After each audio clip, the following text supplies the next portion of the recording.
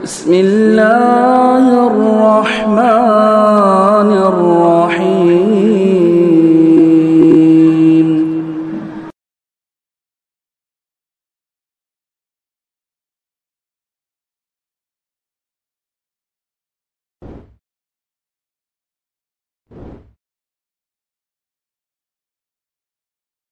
نحمده ونصلي على رسوله الكريم.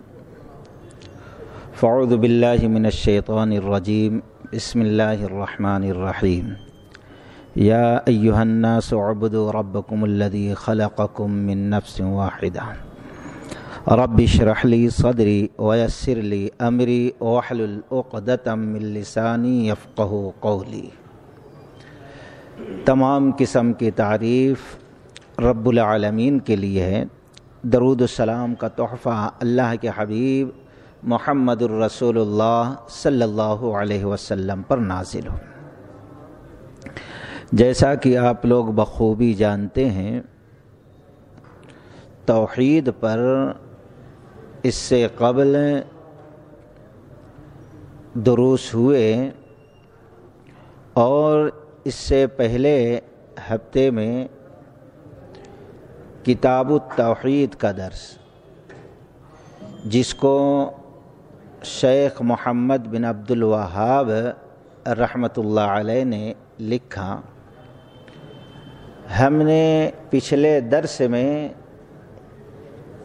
تھوڑا سا مختصر تعارف کرایا تھا کہ محمد بن عبد الوہاب رحمۃ اللہ علیہ کی شخصیت کیا ہے اور کب وہ پیدا ہوئے اور کب انتقال ہوئے. لیکن آج ایک طبقہ ایسا ہے جو ان سے حد درجے جلن، حسد، کینہ، کپٹ اور برے الفاظ میں یاد کرنا ہے. اس کی وجہ کیا ہے؟ ہم نے یہ بھی ذکر کیا تھا کہ وہ عبد الوہاب بن عبد الرحمن بن رستم تھا، جو 197 ہجری میں شمالی افریقہ میں مرا اور وہ خارجی تھا. اس وقت کے علماؤں نے اس کے خلاف فتاوے دیے تھے کفر وغیرہ کے، لیکن عبد الوہاب کے جو فتاوے ہیں وہ شیخ محمد بن عبد الوہاب کے اوپر لوگوں نے چسپا کر دیا. خیر، ان کی دعوت جو تھی خالص توحید کی تھی، سلفیت کی تھی. اللہ و رسول کا فرمان ان کے کتابوں کے اندر اور ان کی تبلیغ کے اندر ہوا کرتا، اس کے علاوہ کچھ بھی نہیں. ان کی پیدائش 1115 میں ہجری میں اور ان کی وفات 1206 ہجری میں ہوئی. خیر، مختصر یہ ہم نے پہلے سبق کی اس درس میں 2-3 آیتیں پڑھی تھی جو انہوں نے شروع میں نقل کی. ایک تو وما خلقت الجن والانس الا لیعبدون، رب نے فرمایا انسان اور جنات کو ہم نے اس مقصد سے پیدا کیا کہ وہ سوائے رب کے کسی اور کی عبادت نہ کریں.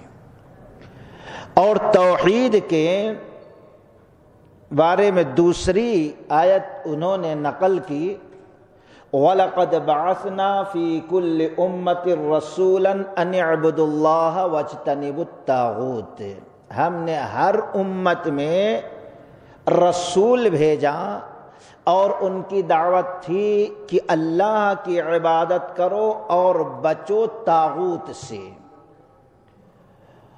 اور تیسری آیت سورہ بنی اسرائیل کی نقل کی وَقَضَى رَبُّكَ أَلَّا تَعْبُدُوا إِلَّا إِيَّاهُ، رب کا فیصلہ ہو گیا کہ سوائے رب کے کسی اور کی عبادت نہیں ہونا چاہیے. اور سورہ نساء کی 4 آیت ذکر کیا کتاب التوحید کے پہلے درس میں، وَاعْبُدُوا اللَّهَ، اللہ کی عبادت کرو، اس کے ساتھ کسی شے کو شریک نہ کرو۔ اس کے قبل درس میں یہ 4 آیت آئی تھیں۔ ان آیات کے ذریعے ہمیں بہت سارے پیغام، دروس اور فوائد ملتے ہیں۔ مختصر 2-3 فائدہ۔ ایک تو یہ کہ اللہ تبارک و تعالی نے انسان اور جنات کے مقصد حیات کو بیان کیا۔ پہلا فائدہ ہم کو کس مقصد سے پیدا کیا؟ الا لیعبدون، وہ مقصد ہے عبادت۔ اور مفسرین نے لیعبدون کا کی جو تشریح کی ہے، توضیح کی، وہ ہے لیطیعون، اللہ نے انسان اور جنات کو اس مقصد سے پیدا کیا کہ وہ اللہ کی اطاعت کریں، اللہ کی فرما برداری کریں۔ عبادت اور اطاعت۔ آپ ربیع بن عامر رضی اللہ تعالیٰ عنہ کا واقعہ سنے ہوگے، طبقات ابن سعد کے اندر، اور بہت سارے مصنفین نے نقل کیا ہے کہ جب رستم کے پاس ربیع بن عامر رضی اللہ تعالی عنہ گئے تو اس نے پوچھا کہ تم بکریاں چرانے والے تھے، تمہاری کوئی تہذیب نہیں، روم کی تہذیب ہے، تمدن ہے، فارس کا ہے، سب کا ہے، ہندوستانیوں کا ہے، لیکن تم لوگوں کوئی تہذیب نہیں، بکریاں چرانے والے، اونٹ چرانے والے، آپس میں لڑنے والے، تمہاری ہمت کیسے ہوئی کہ ہمارے ملک کے دہلیز پر تم قدم رکھو؟ تو ربیع بن عامر رضی اللہ تعالی عنہ نے کہا، تو نے جیسا کہا حقیقت ہماری وہی تھی، ہم بکریاں اونٹ چرانے والے تھے، ہماری کوئی تہذیب نہیں تھی، ہم ایک دوسرے کو جو طاقتور رہتا تھا کمزور کو دباتا تھا، ہماری زندگی ایسی گزر رہی تھی کہ اللہ نے ہمیں ایک پیغمبر رسول بھیجا، اس نے ہمیں تہذیب تمدن سکھایا، اور تو پوچھتا ہے کہ ہماری ہمت کیسے ہوئی عرب سے نکل کر تیرے ملک کے دہلیز پر قدم رکھنے کی؟ تو سن، ہمارے آنے کا مقصد دنیا میں بھی اور یہاں پہ بھی یہ ہے کہ ہم اللہ کے بندوں کو اللہ کے بندوں کی بندگی سے نکال کر رب کی بندگی کی طرف لائیں۔ ہمارا آنے کا مقصد یہ ہے۔ تو پتہ کیا چلا؟ ہماری زندگی کا ایک مقصد اللہ کی اطاعت و فرمانبرداری، اور دوسرے دنیا کے دوسرے لوگوں کو اللہ کی اطاعت عبادت کی طرف بلانا ہے۔ یہ ہے مقصد حیات۔ ایک فائدہ یہ ہوا، اور دوسرا فائدہ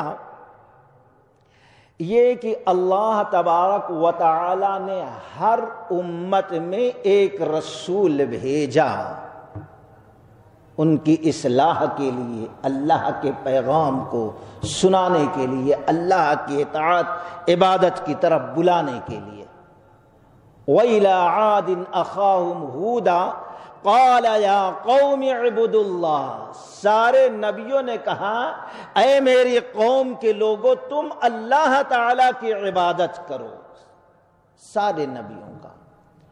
اور اللہ تبارک و تعالی نے فرمایا وَمَا أَهْلَكْنَا مِنْ قَرْيَةٍ، ہم کسی قوم کو، کسی بستی کو اس وقت تک ہلاک نہیں کرتے جب تک کہ ان کے پاس کوئی ڈرانے والا نہ آ جائے، جب تک اللہ تعالی کا پیغام سنانے والا نہ آ جائے اس وقت تک اللہ تعالیٰ کسی قوم کو تباہ و برباد نہ کیا ہے اور نہ کرتا ہے۔ سوال پیدا ہوتا ہے، آج بہت سے لوگ تھے، ہیں، آئیں گے، ان تک اللہ تعالیٰ کی پیغام کو پہنچانے والے نہیں پہنچے، ان کے ساتھ کیا معاملہ ہوگا؟ تو حافظ ابن کثیر رحمۃ اللہ علیہ سورہ بنی اسرائیل کے دوسرے رکوع کی تشریح میں ایک حدیث نقل کرتے ہیں کہ اللہ کے رسول صلی اللہ علیہ وسلم سے پوچھا گیا، ایسا بہت سے ایسے لوگ ہیں ان تک اسلام نہیں پہنچا یا رسولوں کی زندگی ان کو نہیں ملی، رسول ان تک نہیں پہنچا، کیا معاملہ ہوگا؟ اللہ کے نبی علیہ الصلوۃ والسلام نے فرمایا میدان محشر قائم ہوگا، کچھ لوگ آئیں گے، اے اللہ ہمارے پاس ہماری زندگی میں تیرے حکم کو پہنچانے والا کوئی نہیں آیا، نہیں، اگر آتا تو ہم قبول کرتے، تیری عبادت کرتے، اب ہمارے پاس عذر ہے، ہمیں کیوں آپ دوزخ میں ڈالنا، ہماری غلطی تو نہیں ہے۔ اللہ کہے گا ٹھیک ہے، ایک آئے گا، اللہ میں بوڑھا ہو گیا تھا، کمزور، ہمارے اندر کوئی سخت نہیں، کیسے تیرے حکموں کو بجا لائیں؟ اللہ کہے گا ٹھیک ہے، بازو ہو جاؤ۔ ایک آئے گا، اے اللہ میں دیوانہ تھا، پاگل، مجنوں، میری عقل صحیح نہیں تھی، کیا کرنا کیا نہیں، تو مجھے کیسے دوزخ میں داخل کرے گا؟ اس طریقے سے 4 قسم کے لوگ آئیں گے، اپنے معاملے کو اللہ کے سامنے رکھیں گے، اللہ تعالیٰ سب سے کہے گا آج تمہاری عقل صحیح ہے، آج تم تندرست ہو، آج تمہارے سامنے اگر کوئی ہمارا نبی آئے وہ حکم دے تو مانو گے کہ نہیں مانو گے؟ وہ کہیں گے ہاں اللہ۔ تو اللہ تعالیٰ اس وقت کسی فرشتے کو رسول بنا کر سامنے ٹھہرائے گا، اللہ پوچھے گا سب صحیح سالم ہے؟ سب صحیح حال ہے۔ وہ نبی کہے گا وہ دیکھو آگ کا ایک گڑھا دکھ رہا، جاؤ اس میں کود جاؤ۔ کچھ لوگ تو بھاگتے ہوئے جائیں گے، کود جائیں گے، وہ جنت کے کیاریوں میں سے کیاری ہوگا جو ہم کو ظاہر میں آگ دکھائی دے رہے تھے، اور کچھ لوگ رک جائیں گے، کہیں گے اللہ اسی آگ سے رکنے بچنے کے لیے تو ہم یہ عذر رکھ رہے تھے، ہم تک اللہ کا پیغام نہیں آیا۔ اللہ تعالیٰ کہے گا اب ان کو گھسیٹتے ہوئے دوزخ میں ڈال دو، اب تو رسول آیا تھا، اس کی بات کیوں نہیں؟ تو یہ حجت اللہ آخرت میں بھی قائم کرے گا۔ وَلَقَدْ بَعَثْنَا، تو اس درس میں جو پچھلے درس میں حدیثیں آئیں، دوسرا فائدہ کیا ہے؟ اللہ اس وقت تک ہلاک نہیں کرتا کسی قوم کو اور نہ اس کو دوزخ کے حوالے، جب تک کہ اللہ کا قانون اس کے کانوں تک نہ پہنچ جائے۔ یہ دوسری چیز۔ اور آج حالت یہ الحمدللہ، اگر ہمالیہ کی چوٹی پر بھی کوئی انسان ہے تو وہاں بھی اللہ نے اپنے دین کو پہنچا دیا ہے، یہ اللہ کا فضل ہے، دنیا کے کونے کونے میں پہنچ گیا ہے۔ یہ دوسرا فائدہ۔ اور تیسرا یہ کہ اس وقت تک ہماری توحید قبول نہیں ہوگی جب تک کہ ہم طاغوت کا، کفر کا انکار نہ کر دیں، اور زوردار انداز میں اللہ نے کہا فَمَن يَكْفُرُ بِالطَّاغُوتِ وَيُؤْمِن بِاللَّهِ فَقَدِ اسْتَمْسَكَ بِالْعُرْوَةِ الْوُثْقَىٰ لَا انفصام لَهَا۔ جو کفر کا طاغوت کا انکار کرتا ہے اور پھر ایمان لاتا ہے اللہ پر، تو گویا اس نے اسلام کا مضبوط کڑا پکڑ لیا ہے جو کبھی چھوٹے گا نہیں، سیدھا راستہ چلا جائے گا، جنت میں داخل ہو جائے گا۔ اگر ہر قسم کے شرک کا انکار نہیں کیا تو اس کو وہ مضبوط کڑا جو جنت میں لے کے جائے گا وہ مل سکتا نہیں، پکڑ سکتا نہیں۔ تیسرا فائدہ یہ ہے درس کا۔ اور چوتھا فائدہ، عبادت کا مطلب ہے توحید۔ جتنے انبیاء آئے انہوں نے نہیں کہا کہ نماز پڑھ لو، انہوں نے نہیں کہا کہ روزہ رکھ لو، انہوں نے کوئی عبادت نہیں سکھائی، صرف توحید کو پیش کیا ہے، توحید کو پیش کیا ہے۔ اسی کو سارے نبیوں نے عبادت کہا۔ گویا جب تک ہماری توحید درست نہیں ہوگی وہ عبادت نہیں مانی گئی۔ اس درس سے یہ فائدہ ہے، ہر عبادت کا مفہوم ہے توحید۔ اسی طریقے سے ایک فائدہ اور ہے کہ توحید کو لازم ہم پکڑیں، توحید کو لازم ہم پکڑ لیں تاکہ ہماری ساری عبادتیں، ہمارا اسلام قبول کر لے اللہ تعالی۔ تو یہ چند فوائد ہم نے بڑے اختصار کے ساتھ بیان کیا جو پچھلے درس میں آیات آئی تھی اس کتاب کے۔ اور آگے ہم بات بڑھاتے ہیں۔ ان آیات کے بعد کتاب التوحید کے اندر پہلے ہی درس میں شیخ محمد بن عبد الوہاب علیہ الرحمہ سورہ انعام کی 3 آیت نقل کرتے ہیں، آیت 151، 152، 153۔ یہ بڑی جامع آیت ہے، بڑی جامع آیت۔ عبداللہ ابن مسعود رضی اللہ تعالی عنہ نے فرمایا، جو شخص نبی صلی اللہ علیہ وسلم کی نبوت کی مہر والی آیتیں دیکھنا چاہتا ہے اس کو چاہیے کہ یہ 3 آیتیں سورہ انعام کی پڑھ لے۔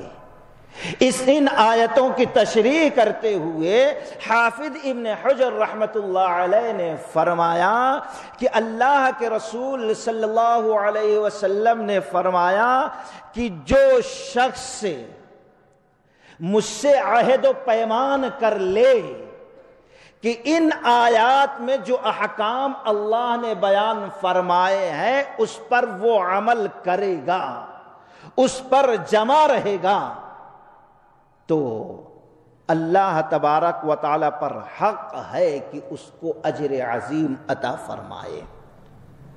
اور جو شخص ان آیات میں 3 آیتوں میں جو 10 چیزوں کی اللہ نے وصیت کی ہے، تاکید کی ہے، حکم دیا ہے 10 باتوں کا، چھوڑ دیتا ہے، ان پر عمل نہیں کرتا، تو اللہ تعالیٰ چاہے تو دنیا کے اندر عذاب اس کو دے، اور اگر دنیا کے اندر عذاب سے بچ جاتا ہے تو آخرت میں اگر اللہ چاہے تو عذاب دے گا، چاہے تو معاف کر دے گا، وہ اللہ کی مرضی ہے۔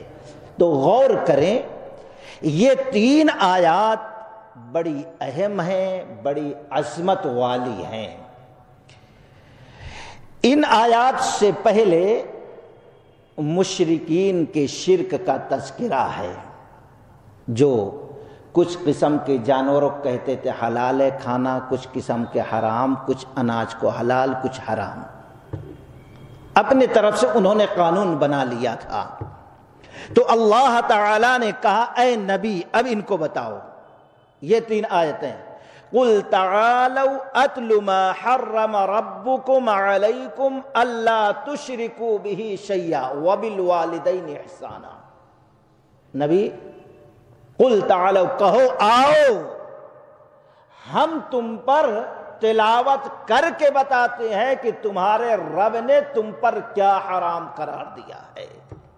یہ تم لوگوں نے جو لوگوں کے بنائے ہوئے اصول کو حلال حرام کا فیصلہ کر رہے، یہ سب بکواس چیز ہے۔ جس رب نے تم کو پیدا کیا اسی رب نے تمہارے زندگی جینے کا قانون بھی بنایا، کیا کھایا جائے کیا نہ کھایا جائے، کیا صحیح اور کیا غلط، کیا حق اور کیا باطل، اس رب نے قانون بنایا، آؤ ہم تم کو بتاتے ہیں۔ وہ سب چھوڑ دو، بکواس ہے۔ قل تعالوا اتل ما حرم ربکم، ان کی مخالفت گویا حرام ہے۔ اللہ بلا رہا ہے ادھر، اور ان چیزوں کی تفصیل بیان کرنے میں سب سے اول نمبر پہ جو اللہ تعالی گنایا وہ ہے قل تعالوا اتل ما حرم ربکم علیکم الا تشرکوا بہ شیئا۔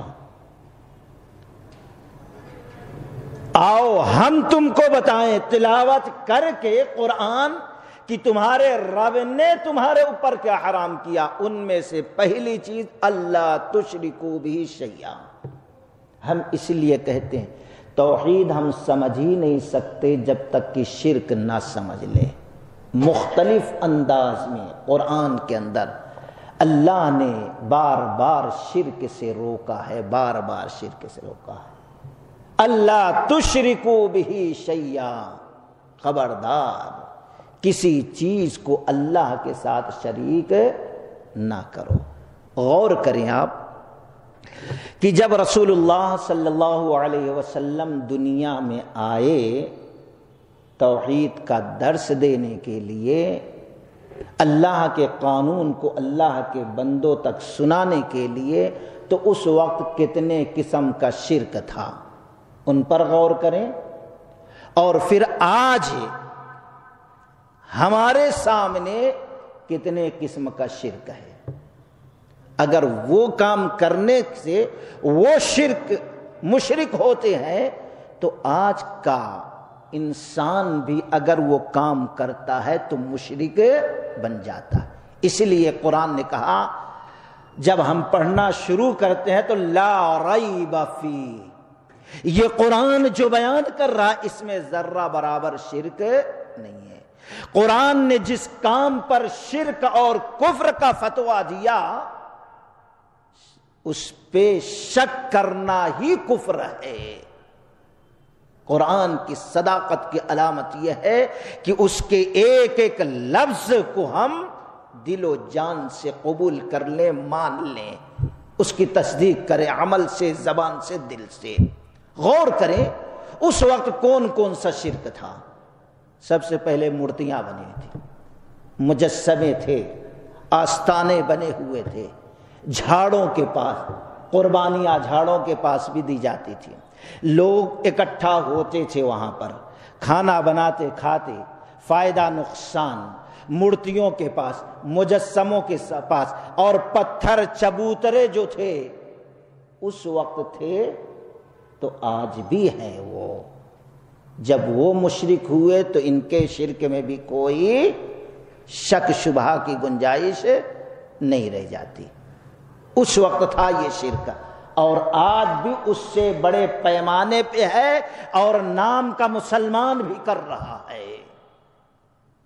ایک قسم کا شرک اس وقت تھا، آج بھی۔ اور دوسرا ولیوں کے، نیک لوگوں کے، بزرگوں کے، عباد کے، زہاد کے، صالحین کے، قبروں کے بھی لوگ مجاور بن کر بیٹھتے تھے، طواف ہوا کرتا تھا، سر جھکتا تھا وہاں پر، اور آج بھی ہے۔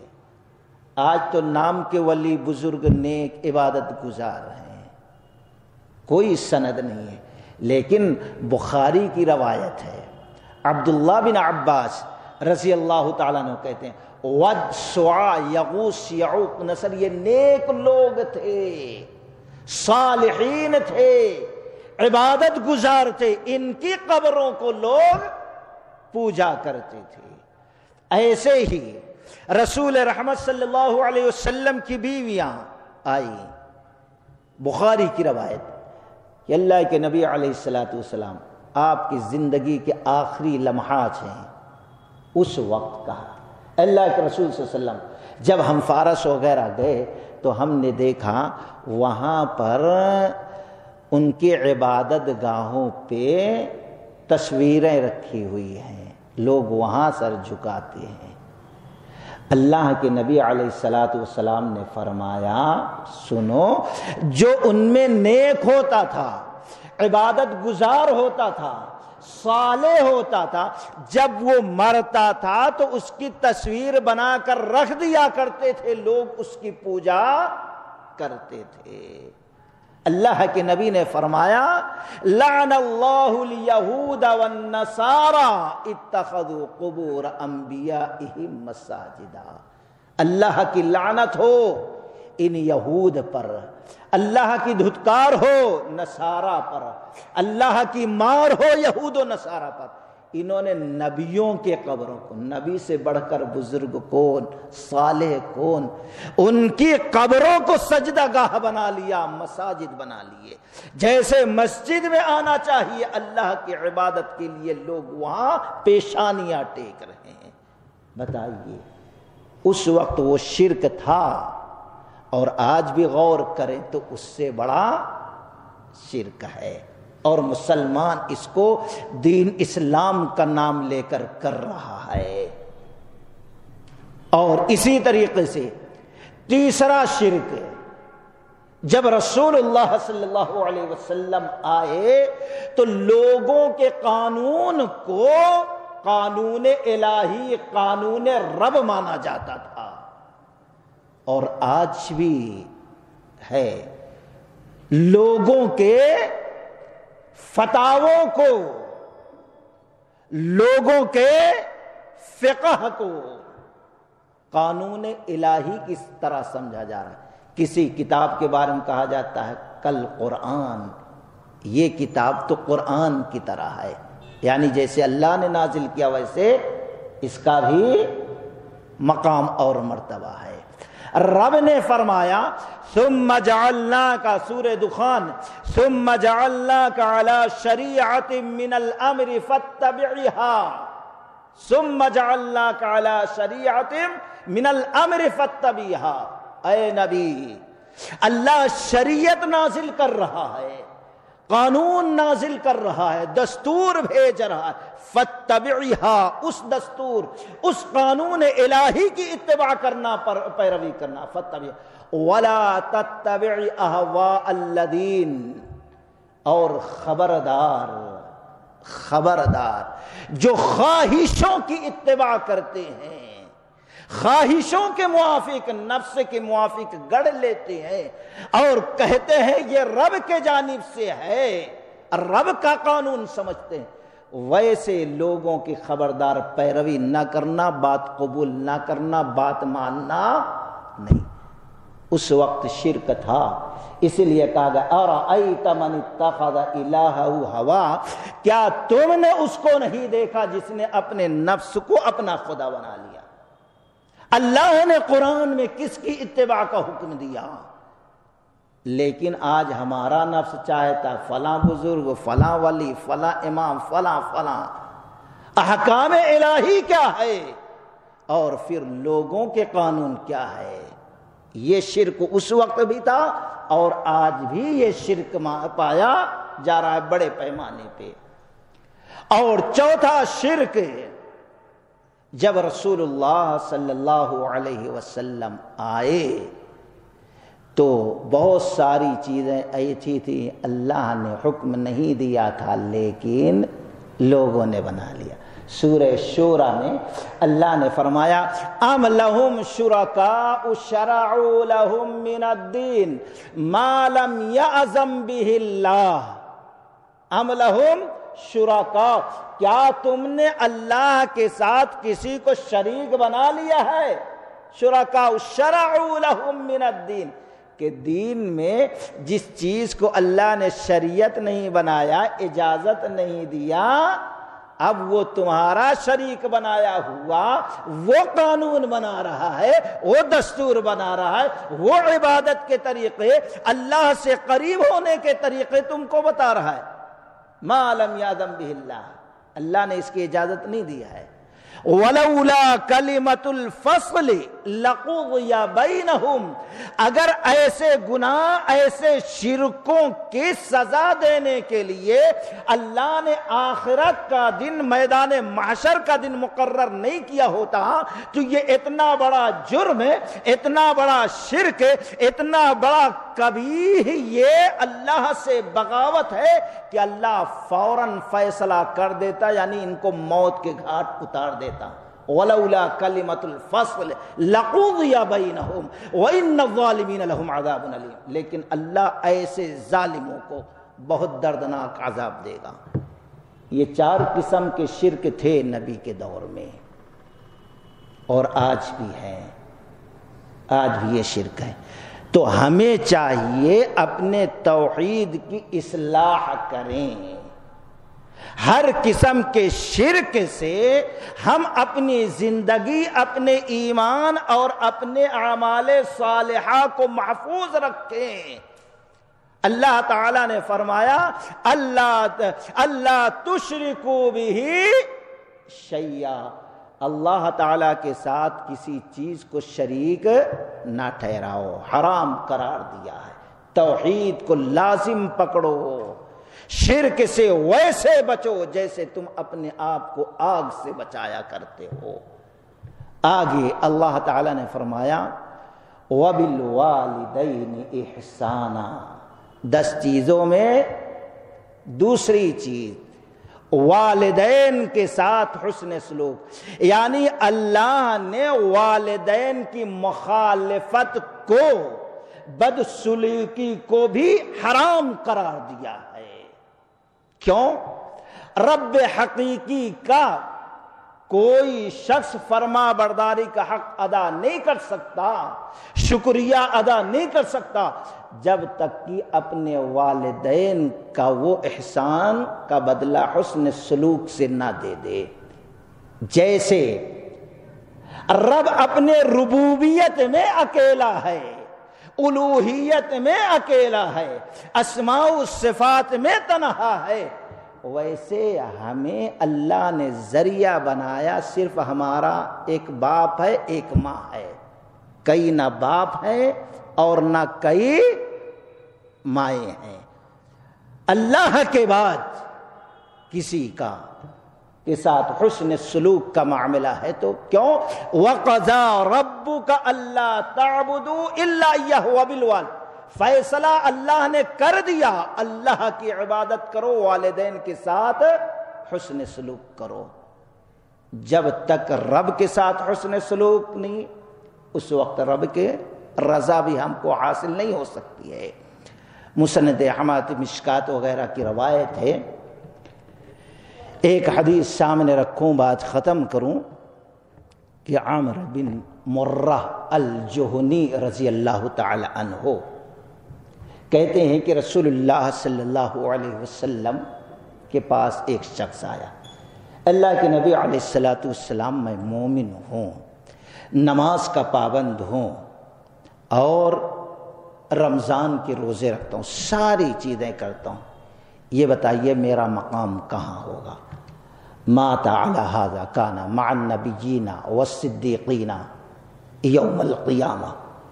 آپ نے فرمایا جو تم نے ابھی عمل بتایا کہ یہ عمل کرتے ہو، اگر انہی عملوں پر تمہاری موت آ جاتی ہے، تمہارا خاتمہ ہو جاتا ہے، تو قیامت کے دن تم نبیوں کے ساتھ، صدیقین کے ساتھ جنت میں داخل ہو جاؤ گے۔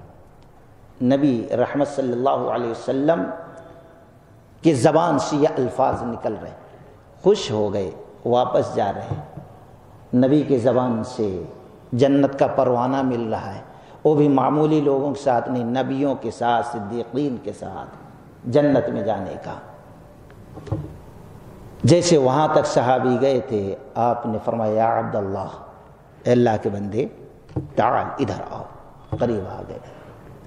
آپ نے فرمایا ان اعمال کے ساتھ ہے، کب ان عملوں کے ساتھ؟ وجہ سے تم جنت میں جاؤ گے نبیوں کے ساتھ، صدیقین کے ساتھ، ما لم یعق لوالدیہ، جبکہ تمہاری زندگی میں تم اپنے ماں باپ کی نافرمانی نہ کرتے ہوگے جب اگر یہ سارے اعمال ہیں اور ساتھ میں ماں باپ کی نافرمانیاں بدسلوکیاں بھی ہو رہی ہیں تو یاد رکھو جنت میں نہیں بلکہ دوزخ تمہارا ٹھکانہ ہو جائے گا۔ اس لیے رب نے فرمایا آؤ نبی کہو ہم بتاتے ہیں تم کو تمہارے رب نے تمہارے اوپر کیا شرک حرام کیا، ماں باپ کے ساتھ بدسلوکی نافرمانی کو حرام کرا دیا۔ لیکن یاد رہے ماں باپ سے بڑھ کر کوئی رشتہ نہیں۔ وَإِن جَاهَدَاكَ عَلَىٰ أَن تُشْرِكَ بِي مَا لَيْسَ لَكَ بِهِ عِلْمٌ فَلَا تُطِعْهُمَا، باپ بھی ماں بھی کوئی ایسا کام کہے، مثال کے طور پر شرک، وَإِن جَاهَدَاكَ عَلَىٰ أَن تُشْرِكَ بِي، ماں کا مقام بہت بڑا، جس کے قدموں کے نیچے جنت، باپ کا مقام بہت بڑا۔ اللہ کے نبی نے فرمایا باپ جنت کا دروازہ سب کچھ ہے، لیکن اگر یہ لوگ بھی شرک جیسے کام کرنے کا حکم دیں فلا تطعهما، اللہ نے کہا خبردار، اب ماں کی بھی ماننا نہیں ہے، باپ کی بھی ماننا نہیں ہے۔ پہلے جیسے جھکاؤ تھا والدین سے ویسے اب اکڑ ہونا چاہیے، کیونکہ جس رب نے رشتہ جوڑا تھا ان سے، جس رب نے ان کے اطاعت فرما برداری حسن سلوک کا حکم دیا تھا، اب ان کے رشتے نے اس رشتے کو توڑنے کے لیے تیار ہو گیا، اس لیے اس رشتے کو چھوڑ دو، اس رشتے کو قائم رکھو۔ فلا تطعهما، تو خیر بات لمبی ہو رہی ہے، یہ 2 چیزیں ہو گئی اور باقی 8 چیزیں بڑی اہم ہیں جس کو شیخ علیہ الرحمہ نے کتاب التوحید پہلے ہی درس میں رکھا ہے۔ انشاءاللہ آئندہ ہفتے کو اس کی تفصیل آئے گی اور پھر ان سے کیا فوائد ہم کو ملتے ہیں اس کا تذکرہ ہوگا۔ اللہ تعالیٰ سے دعا ہے کہ اللہ تبارک و تعالیٰ ہم کو سچا پکا مسلمان بنائے اور سچی پکی توحید کی سمجھ دے، اور ہر قسم کے شرک، بدعات، خرافات، رسم و رواج سے اللہ ہمارے اور ہمارے ایمان کی حفاظت فرمائے۔ وآخر دعوانا ان الحمد للہ رب العالمین۔